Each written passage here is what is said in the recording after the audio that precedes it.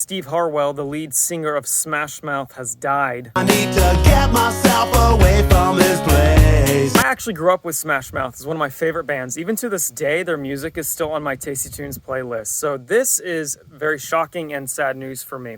But there's some things that we can learn from Steve's situation. You see, he died from liver failure because he was an alcoholic. So he abused too much alcohol, drank too much, his liver couldn't process it quick enough, and eventually it gave out and he died. He died at a very young age. It's actually really sad. But the thing that I always talk to people about is that, when you abuse alcohol or you abuse drugs, that's not really the problem. That's actually just a symptom of a deeper issue going on spiritually in your life.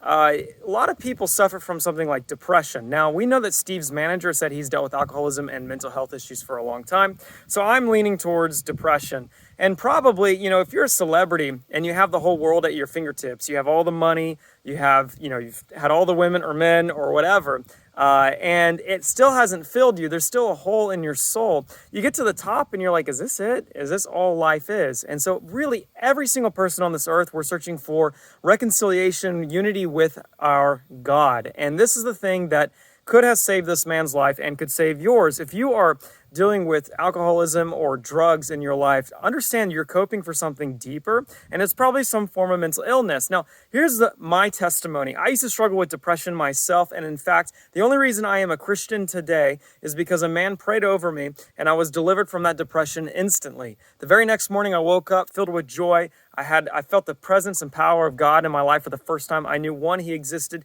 Two, he loved me. And since he took away my depression and he met me there, I decided to follow him for the rest of my life. And so that's why I became a Christian. Now, here's a good thing about a testimony. It's like a Yelp review. This worked out for me. I'm telling you, it'll work for you too. If you are dealing with drugs or alcohol and it's stemming from issues with trauma you grew up with, or depression or anxiety. Listen here.